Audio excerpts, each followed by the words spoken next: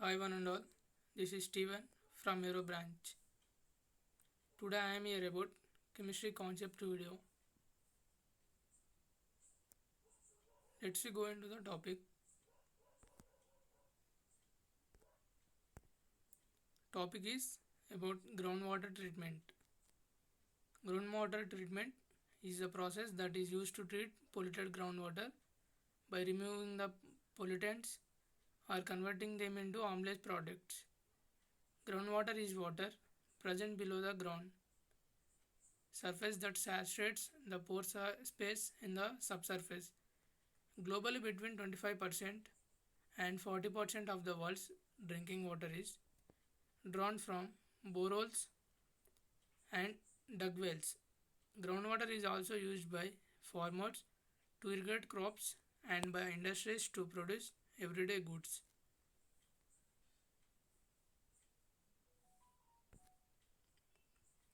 Most groundwater is clean, but groundwater can become polluted or contaminated as a result of human activities or as a result of natural conditions. Natural conditions. The many and diverse activities of human produce innumerable waste materials and byproducts. Historically, the disposal of such waste have not been subject to many regularity controls.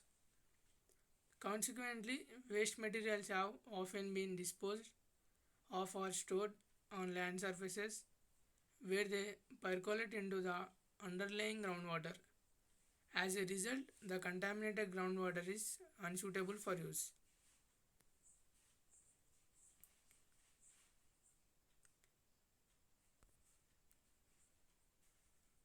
Current practices can still impact groundwater, such as the over application of fertilizer or pesticides, spills from industrial operations, infiltration from urban runoff, and leaking from landfills.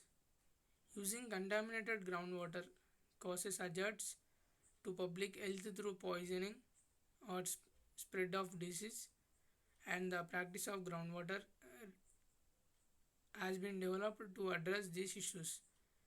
Contaminants found in groundwater cover a broad range of physical, inorganic, chemical, organic chemical, bacteriological, and radioactive parameters. Pollutants and contaminants can be removed from groundwater by applying various techniques, thereby bringing the water to a standard that is commensurate with various intended uses. We does not use the groundwater. If we use groundwater, we will cause injurious health. It is harmful to us. Techniques for groundwater treatment. Groundwater remediation techniques span biological, chemical, and physical treatment technologies. Most groundwater treatment techniques utilize a combination of technologies. Some of the biological treatment techniques include bioaugmentation, bioventing, biosparging, bioslurping, and phytoremediation. Some chemical treatment techniques include ozone and oxygen gas, injection, chemical precipitation, membrane suppression, ion exchange, carbon absorption, aqueous chemical oxidation, and surfactant enhanced recovery.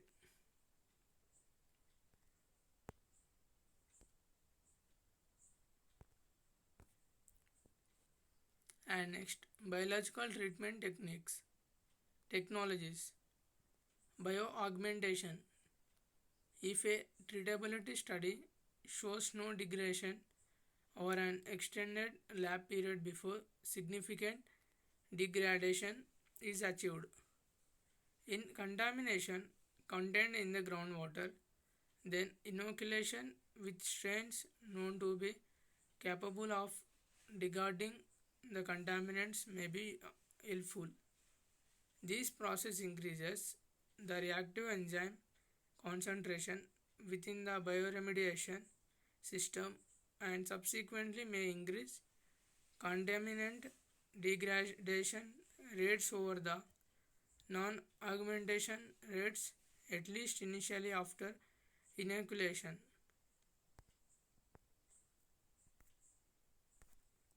And next, bioventing. Bioventing is an on-site remediation technology that uses microorganisms to biodegrade organic constituents in the groundwater system.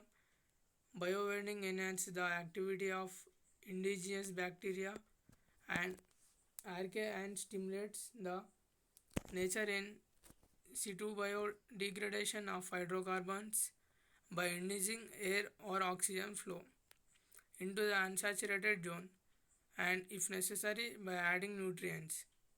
During biovending, oxygen may be supplied through direct air injection into residual contamination in soil. Bioventing primarily assists in the degrading of absorbed fuel residuals but also assists in the degradation of volatile organic compounds is nothing but VOCs as vapor moves slowly through biologically active soil.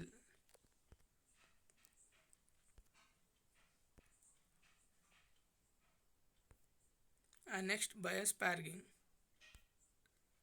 Biosparging is an in situ remediation technology that uses indigenous microorganisms to biodegrade organic constituents in the saturated zone. In biosparging, air or oxygen and nutrients, if needed, are injected into the saturated zone to increase the biological activity of the indigenous microorganisms. Biosparging can be used to reduce concentrations of petroleum constituents that are dissolved in groundwater, absorbed to soil below the water table and within the capillary fringe. In biosparging, air and nutrients are injected into the saturated zone to increase biological activity.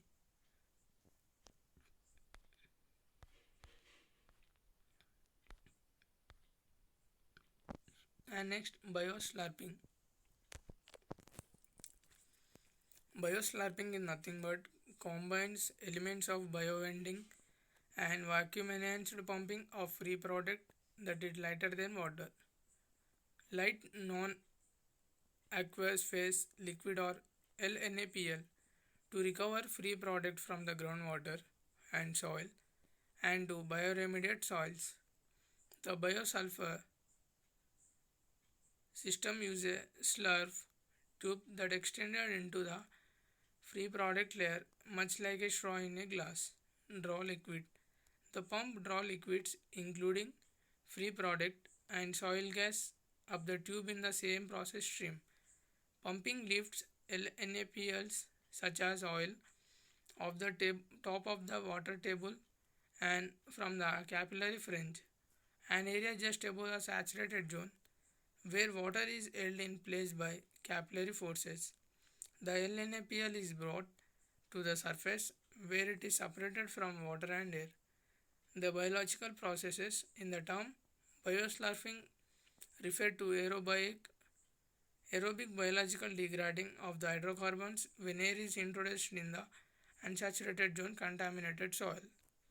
In biosulfuring nothing but it pumps the lifts LNaPls such as oil off the top of the water table and from the capillary fringe and the LNaPl is brought to the surface where it is separated from water and air.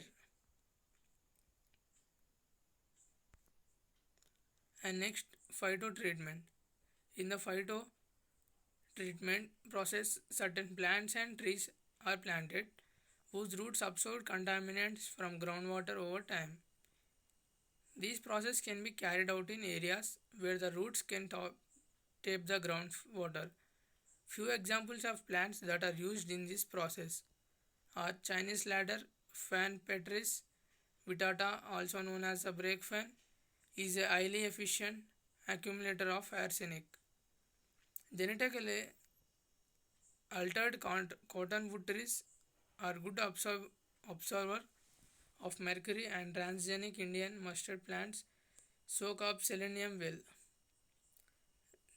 A few examples of plants that are used in this process are Chinese ladder, Fan Petris vita, are also known as brake fan.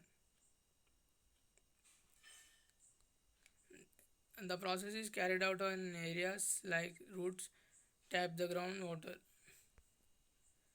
And next, permeable reactive barrier. Certain types of permeable reactive barrier utilize biological organisms in order to remediate groundwater. And let's go into this topic. Chemical treatment technologies. The chemical precipitation. Here, the chemical precipitation is commonly used in wastewater treatment to remove hardness and heavy metals. In general, the process involves addition of agent to an aqueous waste stream in a steroid reaction vessel, either batch-wise or with steady flow. Most metals can be converted to insoluble compounds by chemical reactions between the agent and the dissolved metal ions. The insoluble compounds precipitates are removed by settling and or filtering. The chemical precipitation is nothing but it removes hardness and heavy materials.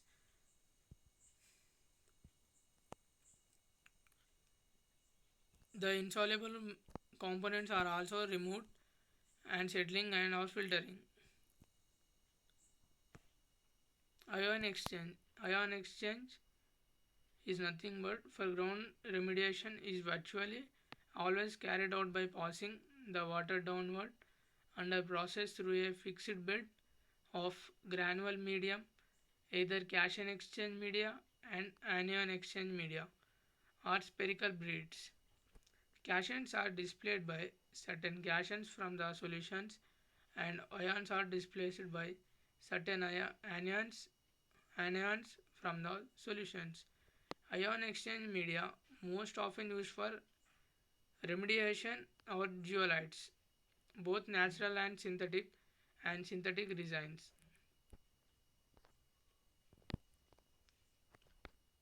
Carbon absorption. Carbon absorption. The most common activated carbon used for remediation is derived from bituminous bituminous coal. Activated carbon adsorbs volatile organic compounds from groundwater. The compounds attack to the graphite-like surface of the activated carbon. Chemical oxidation in this process called in situ chemical oxidation or is nothing but ISCO. Chemical oxidants are delivered in the subsurface to destroy, converted to water and carbon dioxide or to non-toxic substance. The organic molecules, the oxidants are introduced as either liquids or gases. Oxidants includes air or oxygen, ozone and certain liquid chemicals such as hydrogen peroxide, permanganate and persulfate. Ozone and oxygen gas can be generated on site from air and electricity and directly injected into soil.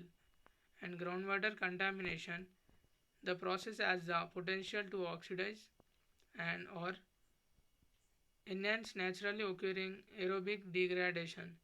Chemical oxidation has proven to be an effective technique for dense, non-aqueous phase liquid or DNAPL when it is present.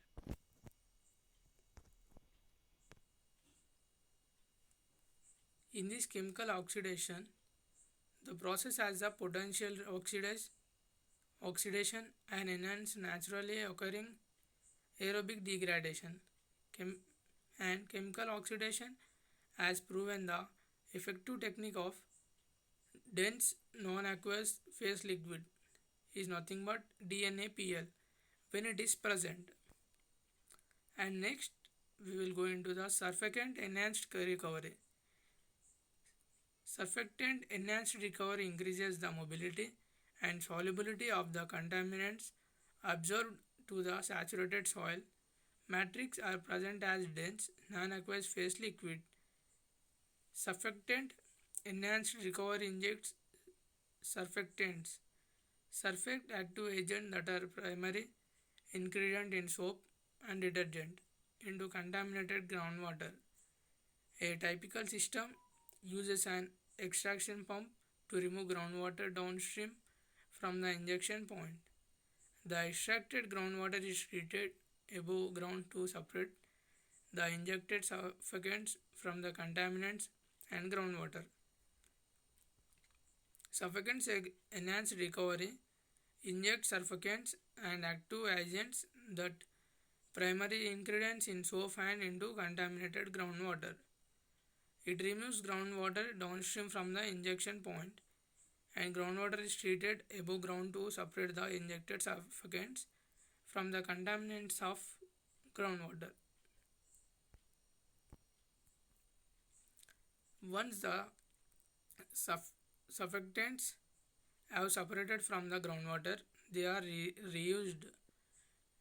The surfactants used are non-toxic, food grade and biodegradable. Surfactant enhanced recovery is used most often when the groundwater is contaminated by dense non-aqueous phase liquids, is nothing but DNAPL. These dense compounds such as trichloroethylene is nothing but TCE sink in groundwater because they have a higher density than water.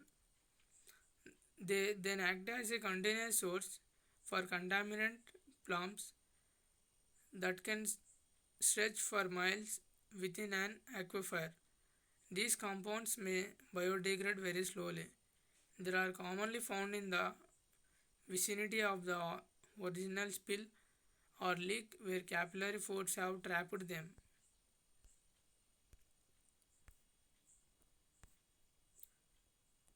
Next, physical treatment technologies. Pump and treat. Pump and treat is only one of the most widely used groundwater remediation technologies. In this process, groundwater is pumped to the surface and is coupled with either biological or chemical treatment to remove the impurities. It is used for remove impurities. Next, air sparging. Air sparging is a process of blowing air directly in the groundwater. As the bubbles rise, the contaminants are removed from the groundwater by physical contact with the air and are carried up into the unsaturated zone. Example, soil. As the contaminants move into the soil, a soil vapor extraction system is usually used to remove vapors.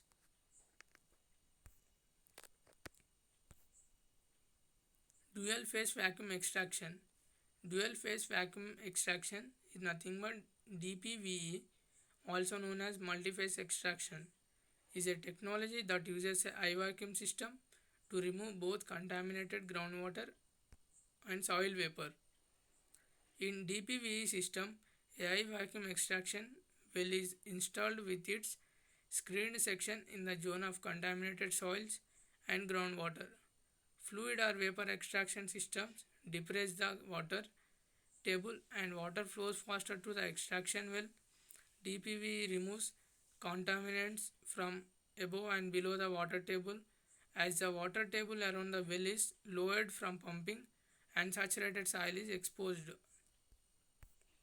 And this area called the capillary fringe is often highly contaminated as it holds undissolved chemicals that are lighter than water and vapors that escapes from the dissolved groundwater below. Contamination in the newly exposed zone can be removed by vapor extraction. Once above ground, the extracted vapors are liquid phase, organics and groundwater are separated and treated.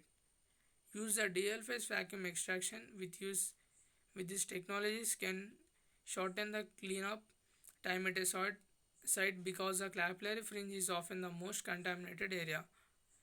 And next, finally, I am going to give a conclusion of groundwater treatment topic. A fundamental conclusion of this report is that impaired quality water used to recharge groundwater aquifers must receive a sufficiently high degree of pre-treatment to minimize the extent of any degradation of groundwater quality as well as minimize the need for any extensive post-treatment. And finally, thank you for giving this opportunity.